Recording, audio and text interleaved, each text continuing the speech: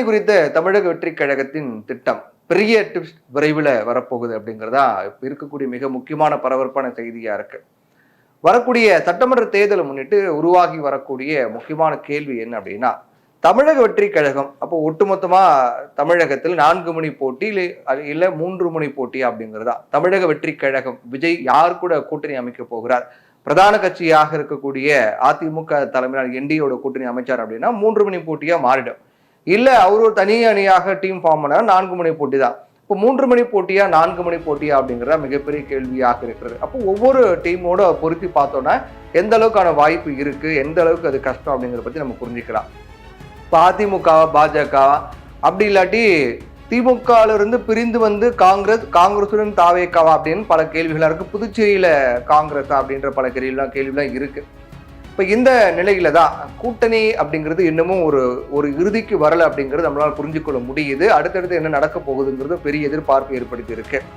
அதிமுகவோட தாவேக்கா கூட்டணியா அப்படின்னு வந்தா என்ன நடக்கும் அப்படின்னு பாத்தீங்கன்னா, தமிழகத்துல இன்னமும் ஒரு உறுதியான வாக்கு வங்கி வச்சிருக்கக்கூடிய கட்சியாக அதிமுக இருக்கின்றது. குறிப்பா கிராமப்புறங்கள்ல அதே போல ஒரு மூத்த வாக்காளர்களா இருக்காங்க இல்லையா, சீனியர்லாம், அவங்க கிட்டலாம் அதிமுகவுக்கான ஒரு தாக்கம் இன்னைக்கும் இருக்கு. அது மறுக்க முடியாது. ஒரு நிலையான ஆதரவு அவங்க எல்லாருக்கிட்டையுமே இருக்கு.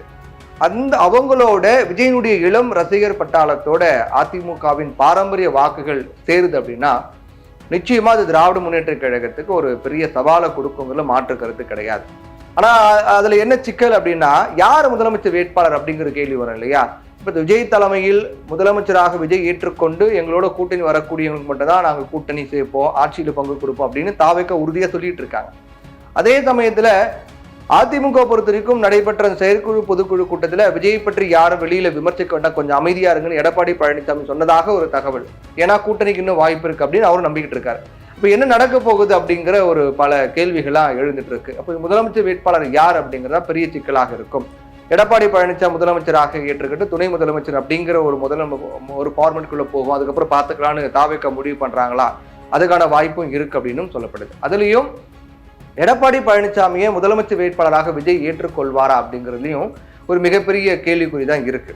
ஏன்னா செங்கோட்டையன் போன்ற அதிமுக பின்புலம் கொண்ட தலைவர்கள் தாவேக்கால இருப்பது அதிமுகவுக்கான கூட்டணி கதவை அப்படிங்கிறது முழுமையாக மூட முடியாத நிலையில தான் இருக்குன்னு நம்ம சொல்லலாம். ஏன்னா நீங்க அதிமுக தாவேக்கா கூட்டணி பேச்சுவார்த்தை நடக்கிறதா அப்படிங்கிற ஒரு கேள்வி செங்கோட்டையன் கிட்ட கேட்கிறாங்க.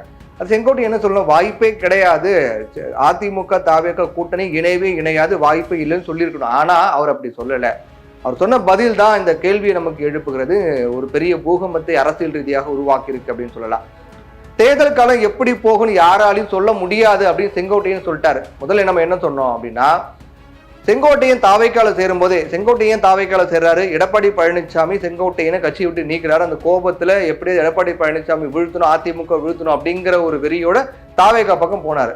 தாவேக்கா பக்கம் போனவர்கிட்ட அதிமுக கூட்டணி அப்படின்னு கேட்கும்போது கொந்தளிச்சிருக்கணும்ல, அதெல்லாம் வாய்ப்பே இல்லை. ஆனா அப்படிலாம் சொல்லாம களம் எப்படி போகும்னு யாருக்கும் தெரியாது, ரொம்ப சாஃப்டா பேசியிருக்காரு, யூகிக்க முடியாது அப்படிங்கிற மாதிரி பேசியிருக்காரு. பொறுத்திருந்தா பார்க்கணும் அப்படின்னு சொல்றாருன்னா நிச்சயமாக ஒரு பக்கம் அதிமுகவினுடைய பொதுக்குழு கூட்டத்தில் விஜய் பத்தி யாரும் பேசாதீங்க, அமைதியா இருங்கன்னு சொன்ன எடப்பாடி பழனிசாமி ஒரு பக்கம், இன்னொரு பக்கம் யாரோட கூட்டணி வைக்க போறா விஜய் தனித்து நின்னா வெற்றி பெறுவதற்கான வாய்ப்பு குறைவுங்கிற டேட்டாலாம் அவருக்கு தெரியும். அப்போ கூட்டணி அமைக்க போறாரா, அதுக்கான வாய்ப்பு இருக்காங்க. இந்த பக்கம் எடப்பாடி பழனிசாமி எதிர்த்து தாவேக்காக்கு போன செங்கோட்டையன் கிட்ட அதிமுக கூட்டணி பத்தி பேசும்போது களம் எப்படி வேணா மாறலாம், பொறுத்து தான் பார்க்கணும்னு சொன்ன செங்கோட்டையன் ஒரு பக்கம். இதெல்லாம் பார்க்கும்போது அதிமுக தாவேக்கா கூட்டணி அமைகிறதா அப்படின்னு ஒரு கேள்வி யதார்த்தமா வரதான் செய்கிறது. தமிழக வெற்றி கழகம் அதிமுக கூட்டணி குறித்த கேள்விக்கு விஜய் தான் முடிவு செய்வார் அப்படின்னு செங்கோட்டையன் சொல்லி இருக்கிறதும் இதுல இன்னும் கூடுதல் வலு சேர்க்கிறதா மாதிரி தான் பார்க்க வேண்டியதா இருக்கிறது. இப்ப அடுத்த வாய்ப்பு அதிமுக கூட்டணி வச்சுட்டாங்கன்னு வச்சுக்கோங்களேன். சரி, அதிமுக கூட்டணி வைக்கிறாங்க, கூட்டணி வைக்கலன்னு போது பாஜக அப்படின்ற ஒரு ஆப்ஷன் வரும் இல்லையா. பாஜக தாவேக்காவுடைய கொள்கை எதிரின்னு தாவேக்கா சொல்லிட்டு இருக்காங்க. ஆனா எந்த ஒரு பிரச்சாரத்திலையும் பொதுக்கூட்டத்திலையும் மக்கள் சந்திப்பிலையும் திமுக விமர்சிக்கிற பாதி கூட பாஜக விமர்சிக்க மாட்டேங்கிறாங்க அப்படிங்கிறது தொடர்ந்து வரக்கூடிய ஒரு விமர்சனமாக இருக்கு. பாஜக கேட்ட கொள்கை எதிரி அப்படின்னு சொல்லிட்டு இருக்காங்க. அப்ப பாஜகவோட தாவேக்கா சேருவாங்களா அப்படின்னா எதுவும் நம்ம உறுதியா சொல்ல முடியாது. சேரலாம், சேராமலையும் போகலாம் அப்படிங்கிற மாதிரி தான் இருக்கு. ஆனா சேரவே மாட்டாங்கன்னு சொல்ல முடியாது, அதுக்கு வாய்ப்பே கிடையாது. தாவேக்காவுக்கு சித்தாந்த ரீதியான எதிரியாக பாஜக இருக்கு அப்படின்னு தாவேக்கா சொல்றாங்க. அரசியலையும் நிரந்தர எதிரி நிரந்தர நண்பன் கிடையாது. நம்ம எல்லாருக்குமே தெரியும். யார் வேணா யார் கூட கூட்டணி இருக்கலாம் அப்படிங்கிறது நம்ம தொடர்ந்து பார்த்துட்டு வரக்கூடிய அரசியலாக இருக்கு. அண்ணா காலத்துல நம்ம பார்த்துக்கிட்டு இருக்கோம். யார் வேணா எப்போனா கூட்டணி அமைப்பாங்க. நிரந்தர நண்பனும் கிடையாது, நிரந்தர எதிரியும் கிடையாது அரசியல்ல கூட்டணி அப்படின்னு வரும்போது தொடர்ந்து நம்ம பார்த்துக்கிட்டு இருக்கோம். பாஜகவுடைய தேசிய அளவுல ஆளும் கட்சியாக இருக்கின்றது பாஜக. அவங்க ஒரு கட்டமைப்போடு இருக்காங்க. ஒரு நல்ல ஒரு வலிமையான கட்சியாக பாஜக இருக்கு. தனித்து நின்று திமுக வீழ்த்த முடியாது அப்படின்னு விஜய்க்கு நல்லாவே தெரியும். அதனால டெல்லியில பாஜக தலைவர்களை தாவேக பிரதிநிதிகள் சந்தித்து பேச்சு நடத்துவதற்கான வாய்ப்பும் இருக்கு. நடத்தினாங்க அப்படின்னா கூட சொல்லப்படுது. ஒருவேளை பாஜகவோட கூட்டணி தாவேக வைக்கிறாங்க அப்படின்னா மாற்று அரசியல் அப்படிங்கிற இமேஜ் பாதிக்கப்படும். எல்லா அதிமுக திமுக பாஜக எல்லாத்துக்கும் நாங்க தான் மாற்று அப்படின்னு சொல்லப்படக்கூடிய அந்த இமேஜ் விஜய் பக்கம் வைக்க முடியாது. அந்த இமேஜ் விஜய் மீதான அந்த இமேஜ் உடையும்.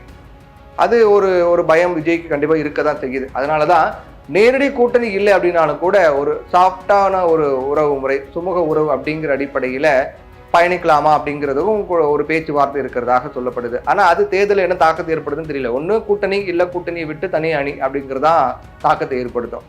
அப்போ பாஜகவோட கூட்டணி அப்படிங்கிறதுல கொஞ்சம் ரிஸ்க் எடுக்கிற மாதிரி தான் இருக்கு அப்படின்னு தாவேகா விஜய் அது யோசிச்சுட்டு இருக்காருன்னு சொல்லப்படுது. இப்போ இன்னொரு பக்கம் பார்த்தோன்னா காங்கிரஸ் பொறுத்த வரைக்கும் திமுக கூட்டணி இருக்காங்க. ஆனா தேர்தல் நேரத்துல காங்கிரஸ் திமுக விட்டு விலகி தாவேகாவோட போவாங்க அப்படிங்கிற மாதிரியும் நிறைய விமர்சனங்கள், அரசியல் விமர்சனங்கள் சொல்லி வரக்கூடிய கருத்தாக இருக்கிறது. ஆனா புதுச்சேரி போன விஜய் அங்க மக்கள் சந்திப்பு நடத்தினாரு. அந்த மக்கள் சந்திப்புல விஜய் பேசும்போது என்ன சொன்னாரு அப்படின்னா, இங்க இருக்கக்கூடிய புதுச்சேரியில் இருக்கக்கூடிய பிரச்சனைகள்லாம் பட்டியலிடுறாரு. இங்க கார் பார்க்கிங் இல்ல, சுகாதாரம் இல்ல, கல்வி இல்ல, கல்லூரி இல்ல, ரயில்வே மேம்படலை அப்படின்னு நிறைய விஷயங்கள், கம்பெனி இல்ல, ஐடி இல்ல, எதுவுமே இல்ல, தொழிற்சாலை இல்லைன்னு நிறைய விஷயங்களை பட்டியலிட்டு எல்லாத்துக்கும் மத்திய அரசு தான் காரணம் அப்படின்னு சொல்றாரு. மத்திய அரசு தான் காரணம்னா மத்திய அரசோட கூட்டணி வச்சுக்கிட்டு ஆளுகிற என்ஆர் காங்கிரஸ் காரணம் இல்லையா? அப்ப எதுவுமே பாஜக பண்ணா அவங்க கூட என்ஆர் காங்கிரஸ் கூட்டணி வச்சிருக்காங்க. விஜய் இதை பத்திலாம் எதுவுமே பேசல. முழுக்க பாஜக பத்தி கொஞ்சம் சாடி பேசிட்டு அதுக்கு பிறகு என்ஆர் காங்கிரஸோடு நம்ம துணை நிற்போம், அதெல்லாம் பெறதுக்காக மக்களுடைய தேவைகளை பெறதுக்காக முயற்சிக்கக்கூடிய என்ஆர் காங்கிரஸ் துணை நிற்போம் அப்படின்னு மறைமுகமாக கூட்டணிங்கிற மாதிரி சொல்லிட்டாரு. அப்போ அங்க என்ஆர் காங்கிரஸ் கூட்டணி வைக்க போறாரா, இல்ல காங்கிரஸோட அங்க கூட்டணி வைக்க போறாரா, இல்ல என்ன அப்படிங்கிற மாதிரி தமிழ்நாட்டில் காங்கிரஸ் கூட்டணி வேணாம் அதனால புதுச்சேரியில் வச்சுக்கலாம்னு புதுச்சேரியில காங்கிரஸோட கூட்டணி வைக்க போறாரு அப்படின்னு பல கேள்விகளா இருக்கு. இப்படி தேசிய காங்கிரஸ் கட்சி நேரடியாக தமிழகத்தில் கூட்டணிக்கு இழுப்பதுங்கிறது கஷ்டமான விஷயம்தான். அதனால புதுச்சேரியில் இருக்கக்கூடிய என்ஆர் காங்கிரஸ் அல்லது காங்கிரஸ்ல இருந்து விலகிய பிரிவுகளை பயன்படுத்தி ஒரு புதிய அரசியல் கணக்கு விஜய் போட முயற்சிக்கிறார் அப்படின்னும் ஒரு காய் நகரத்துல சார்ந்து போயிட்டு இருக்கு அப்படின்னும் சொல்லப்படுது. இதனுடைய பலம் என்ன? இந்த மாதிரி பிரிந்தவங்களா ஒவ்வொரு பிரதான முக்கியமான கட்சியிலிருந்து பிரிந்தவங்களை தாவேகளை சேர்ப்பதன் மூலமாக என்ன பலம் அப்படின்னா, பாஜக அதிமுக அப்படிங்கிற பழைய அரசியல் சாயலுக்காம மூன்றாவது அணி அப்படிங்கிற இமேஜை விஜயால் உருவாக்க முடியும். விஜய்கள் சாதகமாக ஒரு பிளஸாக அமையும். ஆனா தமிழக அளவில் இது பெரிய தாக்கத்தை ஏற்படுத்துமா அப்படிங்கிறதும் நம்ம யோசிக்க வேண்டிய விஷயமா இருக்கு. அதனால யாரு கூட கூட்டணி, புதுச்சேரியில என்ஆர் காங்கிரஸா, இல்ல புதுச்சேரியில காங்கிரஸா, இல்ல தமிழ்நாட்டுல காங்கிரஸா, இல்ல தமிழ்நாட்டுல அதிமுக பாஜக அடங்கிய என்டிஏ கூட்டணியா, இல்ல பாஜக கைடு விட்டு அதிமுக கூட்டணியா அப்படின்னு பல கேள்விகள்லாம் இன்னமும் உருண்டு தான் இருக்கு. ஏன்னா ஏற்கனவே சொன்ன மாதிரிதான் தனித்து போட்டியிட்டால் திமுக வீழ்த்த முடியாது அப்படிங்கிற வகையில தான் நிறைய சாதகமான முடியாதுங்கிறதுக்கு தான் நிறைய வாய்ப்புகள் இருக்கு அப்படின்னு விஜய்க்கும் நல்லாவே தெரிஞ்சிருக்கு. டேட்டாக்கெல்லாம் கொடுக்கப்பட்டிருக்கு. அதனால தேர்தல் நெருங்க தான் அது என்ன தாக்கத்தை ஏற்படுத்த போதும் பொறுத்து தான் பார்க்கணும். அதில் குறிப்பாக டிடி தினகரன், ஓபிஎஸ் இவங்கெல்லாம் இருக்காங்க, தேமுதிக இருக்காங்க, அவங்க பாமக இருக்காங்க. இவங்களாம் யாரோட கூட்டணி அமைக்க போறாங்க அப்படிங்கிறதும் நம்ம பார்க்க வேண்டியதாக இருக்குது விஜய் தரப்புல இருந்து. முதல்ல திமுக எதிர்ப்பு வாக்குகள் எங்கே போகுது அப்படிங்கிறத வச்சுதான் விஜயோட கூட்டணி முடிவு இருக்கும் அப்படின்னும் அதுக்காக வெயிட் பண்ணிட்டு இருக்காரு அப்படின்னு சொல்லப்படுது. ஏன்னா அப்போ பாஜக அதிமுக இணைப்பு வலுவாகி அவங்க பிரியதுக்கான வாய்ப்பே இல்லை, ரொம்ப ஸ்ட்ராங்கா இருக்காங்க அப்படின்னா இப்போ விஜய் என்ன பண்ணுவாரு, அந்த கூட்டணி போலனா இன்னொரு கூட்டணியாக 4 மணி போட்டி அப்படிங்கிறது மிக உறுதியாக இருக்கும்.